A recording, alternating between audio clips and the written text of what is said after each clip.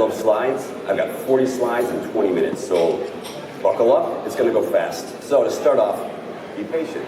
Because you might think, why are we talking about smart cities when we should be talking about AI and IoT? But these are the things that actually enable smart cities.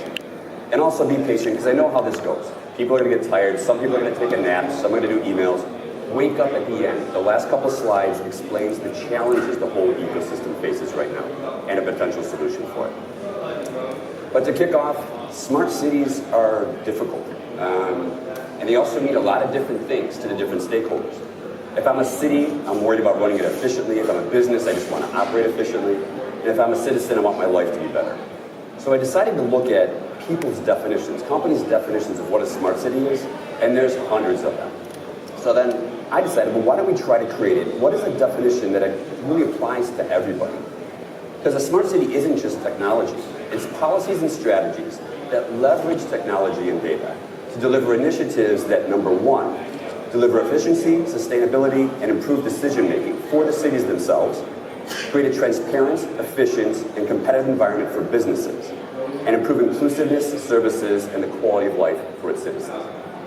Now that's great to have that, but then you realize the challenge we face, because that's all encompassing. So it's not that easy. So before we go any farther, I want to do a quick vote. How many people think that cities right now are transforming the way we work, live, and play? Okay. And how many think they're overhyped and undervalued? All right, I've already got a lot of people falling asleep, so I better get going on this one. So I think it's a little bit of both.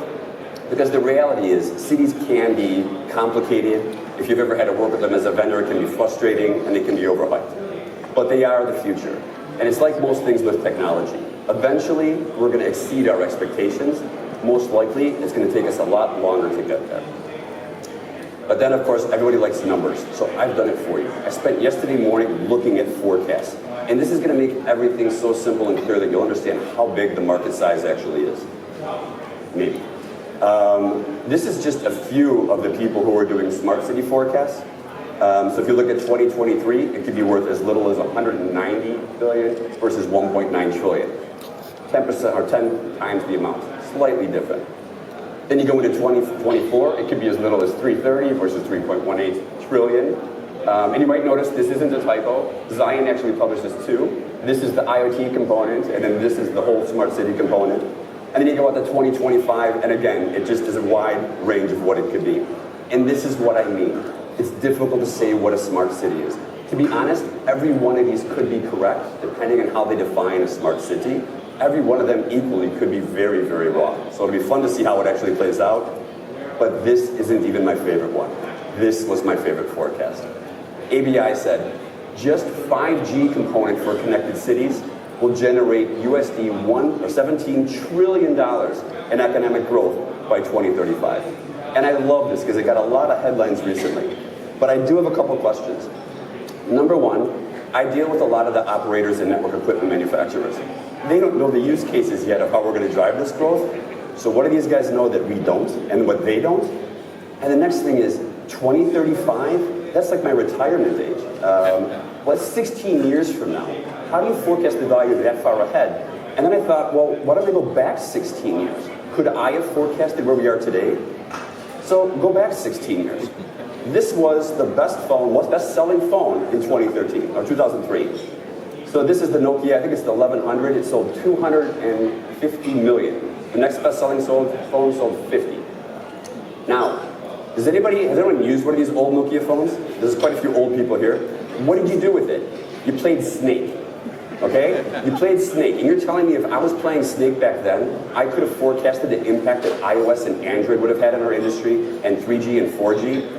So when I think about these things, this is the first takeaway. Always question the hype. A lot of these numbers are going to be written to actually get headlines.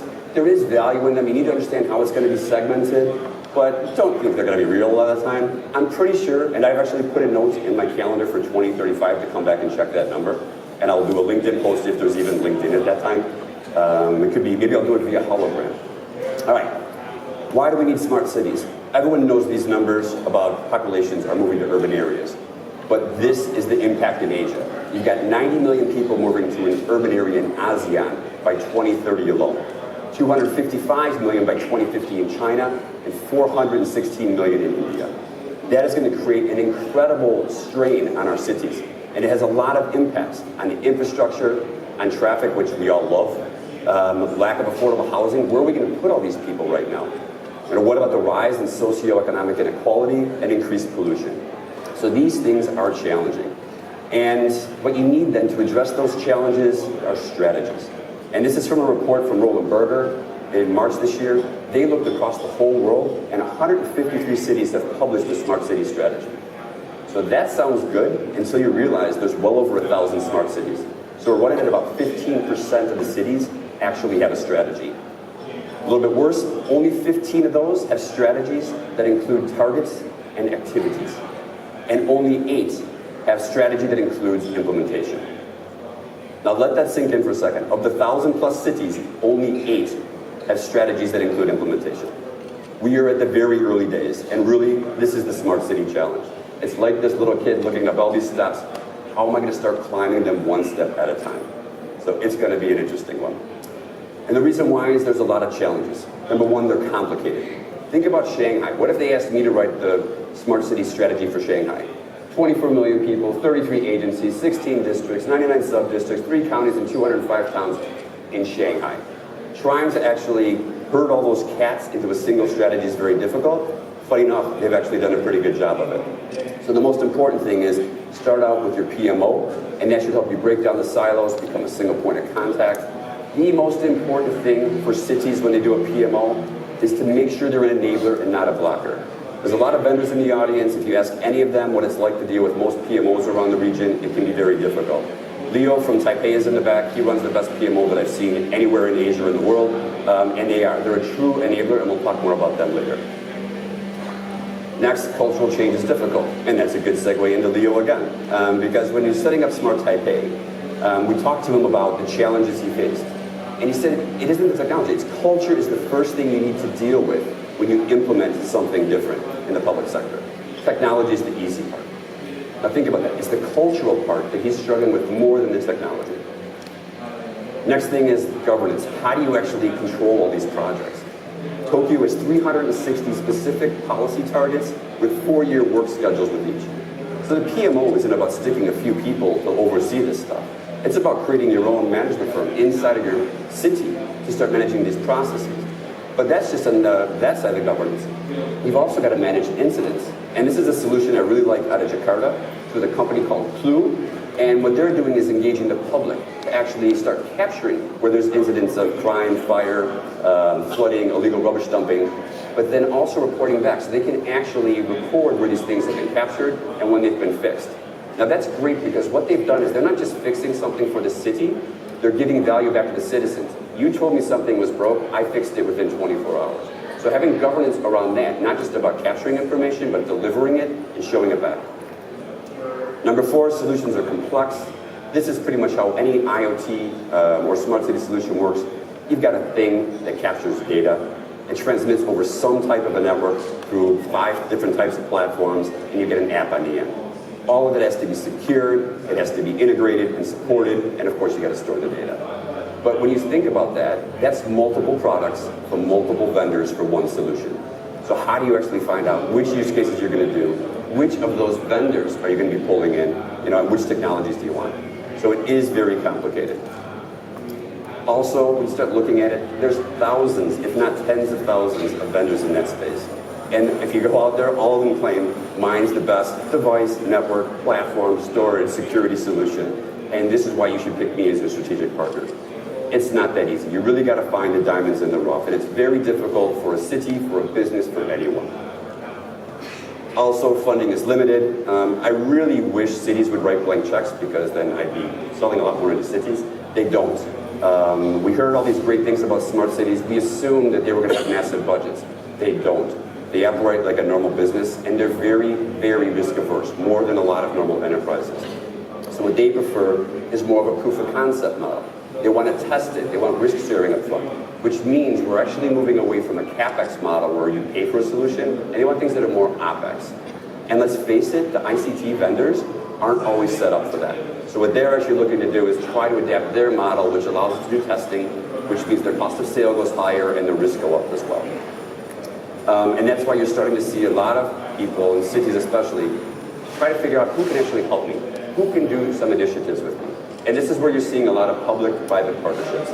And I like it because there's all these different types of models, and they're really taking off. And there's some great examples of this. So Alibaba in Hangzhou, which is its home city, created the city brain. And this is one of my favorite city solutions I've seen. Hangzhou used to be the 5th most congested city in China. And if you've ever been to any city in China, you know there's a lot of congestion. So this city brain captures disparate data sources. They capture traffic cameras, GPS data from public transport, etc., 1,000 stoplights, and they put it all together to redesign the way the city flows. They adjust stoplights at different times of the day. So what's happened? They ranked that now as the 57th most congested city in China. That's big progress. That also means that people have noticed that, and they're selling it in cities across China, but also into Macau and KL. And if you spend much time in KL, Wing, I know you're in here somewhere, yes, traffic there can be very bad. Although your driver's brilliant for getting here on time. But there's a downside. So we'll look at PPPs in China. So first of all, there's a ton of them. So in 2018, there was 14,220 PPPs going on in China at a $2.7 trillion market value. One quick question, how does that 2.7 go back to all those forecasts we saw about in the earlier slides? But we'll not talk about that right now. But the other downside is, also during 2018, they shelved or canned 2,407 of those PPPs worth $360 billion. So that's about 16, 17% they actually canceled. Because of, it could be bad governance, it could be not meeting the objectives, it could be corruption. There's still challenges. Just because you set up a PPP doesn't mean it's always going to work. So taking away number 2, when we look at this, all those challenges I just talked about, which is what the 35 people we interviewed in that Smart City report said were their biggest challenges, it wasn't about the technology. Most of the biggest challenge, the greatest challenge is us as people. So we need to address that. The elephant in the room, cybersecurity. I love the fact that Adrian's slide showcased that it was only ranked, I think, number 9 or 9% value cybersecurity.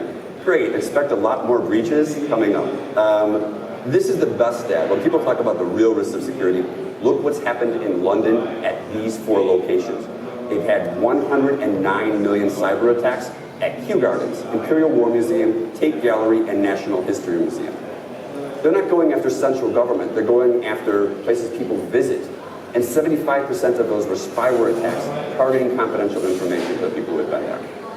But let's London. What goes on here? Singapore has had some problems recently as well. We had a breach of 1.5 million patient medical records, including the Prime Minister, 800,000 blood donors, and 14,200 HIV positive residents. And that's in a population of 5.6 million. Malaysia, they leaked 46 million mobile subscriber data. Now this actually is there is a good piece of news here. There's only a 32 million population, which means the mobile penetration rate in Malaysia is really high. That's really good. Bad news is, it's all now been leaked. So that's a downside. So, we think about smart cities and there's simple devices. Even the most simple device creates massive risk. If you go back to what happened in Vegas, some hackers stole the high roller data out of a casino by hacking into a thermostat inside of a fish tank. Okay, a fish tank. So we now need security firms that focus on fish thermometers. In Singapore, we're doing pilots now around smart plugs. But you can actually remotely control those plugs and cause power surges. We're doing pilots around other things as well, like smart meters. But if I can hack into that, I can change the bills. I could go to my neighbor and actually try and screw him on his bills and bring it up. Like, AJ, if you live next to me, I definitely have to test that on you. Panic buttons. If I can hack into the panic buttons, I can create chaos for emergency services. If I do surveillance cam, I can capture data privacy information and security information. And if I can access the streetlights, I can black out a city. And I can create chaos. Now, these are simple devices, simple solutions that have massive security risks. If you want to know how to secure these things, Singapore is great at doing technical requirement documents. So TR64 is the guideline for IoT security for a smart nation. If you're looking at deploying solutions, read through it, understand what they've gone through. They've done the hard work on this. Also, Microsec is a company, it's a Singaporean startup that is actually helping them secure all of these different proof of concepts right now. So it's a company that basically can encrypt the endpoint. So keep an eye on this stuff. Takeaway number 3, ignore security at your peril. If that's true and only 9% are concerned about it, I should start a new career as a hacker. There's a lot of money out there, except I'm not smart enough. All right, what should cities do now? Number 1, innovate. And I don't mean Pepper. I hate Pepper. He's been around a long time, and he's not that exciting. I want to see more interesting things than Pepper. I was in Seoul's Incheon Airport a couple weeks back. They've got cobots with big screens on them, or robots with screens. You can type in any question you have. It can show you the mapping. It'll actually guide you where you want to go. It gets more interesting. But innovation, we always think about the latest tech. And it's not the latest tech. It can also be a new method or idea. And if you think about it, we'll go back to Taipei again. Their innovation, and I think they have the most innovative strategy for a smart city globally, it wasn't about using tech all the time. It's about having a new approach. And they wanted to create the government as a platform and a city as a living lab. So what they did is they pulled the PMO outside of the government and then used a top-down approach where the government agencies became a customer of that PMO. So they capture the requirements of the government. And then what they do is they go out to the market, and they talk to the customers, the consumers, the citizens, and they interviewed 32,000 of them to find out what they want out of a smart city. It's security, surveillance, less traffic, go figure. But once they had that, they knew the demand on both sides, so they proactively engaged, not reactively, proactively engaged 400 plus ICT vendors, and over the last year and a half, they've deployed 175 proof of concepts. Now, go find any city that's done that many proof of concepts. Does that mean all of them work? No, but it means they're experimenting, and we need that innovation, experimentation, and acceptance of failure to then move on to the next thing. Number 2, proven tech. Leverage what's out there today. In our buildings already, we've got biometric access, HVAC information, smart lighting, but they're all in different platforms, and it's very difficult to actually aggregate that data and leverage it. So there's a real market for companies that just do software and sit in the middle. And they go in there and take data off all these different platforms, combine it together, and take too much data and turn it into intelligence. I used to talk about a company out of the UK called Demand Logic. There's a new one now out of China called eQuota, and they're selling into some of the biggest shopping malls across China, which means scale is massive. And they're doing just that. They're aggregating data, and their message is this. It's as a service. I'm going to take your existing data, not sell your new hardware, just the data you have already, and I'm going to give you intelligence that's going to save you money. So keep an eye on companies like this. And then, of course, we've got emerging tech. AR, VR, which we saw is going to be very low. AR, we could be doing AR for the last 5-6 years, and we're not. It has nothing to do with the technology. It's us as people again. But these things are going to be exciting. 5G is going to be a great enabler. Drones are going to be fantastic once we figure out how to regulate them. Machine learning and deep learning will create great possibilities. You should be looking at these. Don't ignore them. But also don't assume that you're going to drive a lot of business benefit today. It's more about experimentation. So takeaway number 4, you can innovate without using the latest tech. And please don't buy any more Peppers. They're boring. Buy the next generation that does something cooler and more interesting. So what should we do now? Collaborate. We're starting to get better at this. People realize they can't do it alone. The ASEAN Smart City Network brings together 26 cities from around the region to share best practice and strategy. That's a good idea. What you've also got in China is the PATH initiative. This brings together Ping An, Alibaba, Tencent, and Huawei, 4 of the biggest vendors in the world, to create a platform that they can then take out to those 500 plus smart cities in China to create testing grounds. So that's another good collaboration initiative from the supply side. But then you've got people starting to go across. And there's the Global Organization of Smart Cities, which has brought together 200 plus cities and enterprise customers to basically share best practice, do inter-city proof of concepts, and bring it all together. So takeaway number 5, you can't do it alone. Collaborate or die, and collaborate across supply and demand. All right, for those of you who've been sleeping and doing emails, where do we go from here? This is where you wake up, okay? So, the current state, what is actually going on? What are we trying to achieve in this room with all these things? We're trying to solve problem statements. We want to improve elderly care management. We want to improve the quality of life of somebody who lives in public housing. If I'm a business, it's about operational excellence or cost reduction or driving security. And to accomplish that, I want to leverage these enablers on the other side. The things like AI, 5G, leveraging eSIMs to have things come born connected, blockchain, different types of sensors or wearables, whatever it might be. And the way the industry works is we've got the supply side, and you've got 2 main components to it. You've got your technology vendors, which have been out there, the ICT vendors, for decades. They're trying to leverage those innovative solutions, enablers. but they tend to want things that are more proven. So a lot of the innovation comes from the bottom. It's those startups that are trying to drive the supply side and solve the problem statement. On the other side, you've got the demand side. And you've got a number of different types of cities. Let's face it, there's already 1,000+ smart cities out there. And then you've got your business customers. Those could be things in real estate, financial services. It could be a farmer that's sitting in Australia, or energy. This is complex. It looks simple if we're saying, I just want to use technology to solve a problem. And that makes sense. But you stick tens of thousands of entities in the middle, how do you harness that? How do you guide that in the right direction? And this is where I think we are making progress. I mentioned the ASEAN Smart City Network. So they do 26, this just gives you an idea. They're wrapping together the demand side of cities into one to make it easier. I mentioned the PATH initiative in China. That's combining technology vendors together to then take that out to the cities and business customers saying, we can solve problems for you. And then what we're finally seeing now is things like Go Smart, coming across the cities and the technology vendors to bring it together and say, let's work on it together and solve these problems. But that's one part of it. The other part is how do we drive the innovation that's necessary? Number one, you've got corporate venture capital and innovation labs. So if I'm a big bank, if I'm a big real estate firm, I'm probably got a VC arm, and I'm probably trying to create a lab to test things out I might use. Same thing if I'm a technology vendor. They want to try and find that innovation. So that's one way they can go about it. Number two, there's things like talent incubators.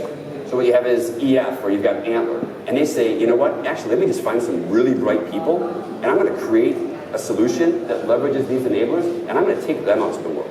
And that's another exciting idea. And then you've got accelerators. And there's all different types of accelerators.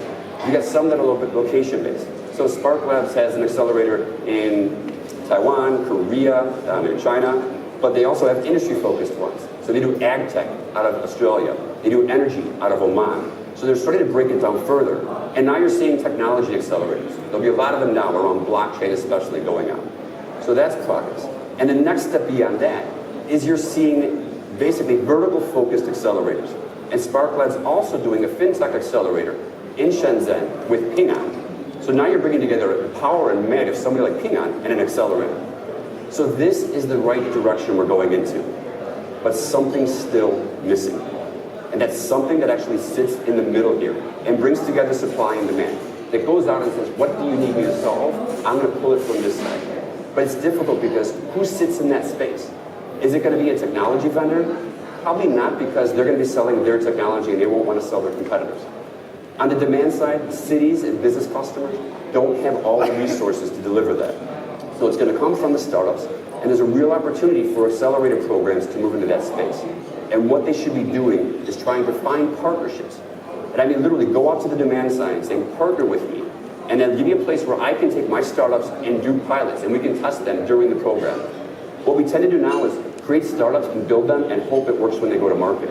What we need is people to bring it together saying, I've got it, let's test it, deliver it, and then the accelerator's over. So it's changing that whole mentality. And I've announced on this, Spark Labs is looking at that space right now. So they're creating a new global fund and an initiative that's going to be bringing this together. They're creating these partnerships right now. Some of the people who are involved in it are sitting in this room. But the idea is to bring the whole ecosystem together and drive it forward. Slight announcement, I've got a side project and I'm going to be the managing partner of that initiative and fund as well. So if you want to find out more about it, come talk to me afterwards. Wing, we'll talk afterwards. Finally, last slide. We'll make it simple. Just remember 4 things from what I talked about today. Number 1, question the hype. There's always going to be a new, amazing market forecast with huge numbers. Question it. Why are they doing it? Is it the headline? Is it really going to be accurate? And does it really add value? Number 2, focus on people, not technology. The people part is the hard part. Number 3, innovate. It doesn't have to be the latest tech. It can just be a new process, a new way of doing things. Think about Type A. Leo's here. Go talk to him in the back and find out what he did, because it's really amazing. And finally, collaborate. We need to get everybody working together in this. I don't think it should just be Spark Labs in that space. I want to see everybody moving towards that space and bringing together supply and demand. I want to drive the industry forward, and hopefully, if we work together, we can. Thank you very much.